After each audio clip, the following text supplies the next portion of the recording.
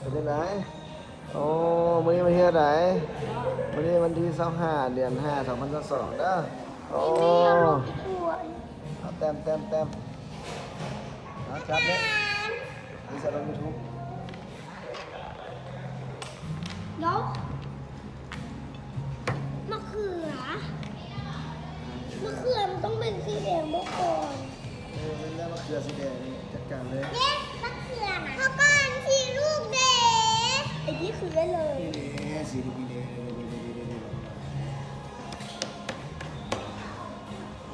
ไอ้เจ้ามันต้องเป็นสีแดงนะ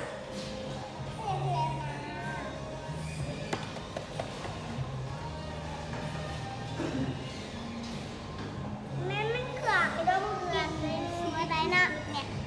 โดยบอกมันคือกับเจี๊ยบจึงค่อยออกสีดีลูก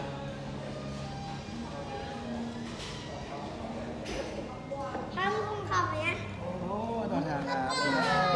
ความมะเขือเทศมันต้องเป็นอันนี้หวาน โอเคบ๊ายบายก่อน แต่มัน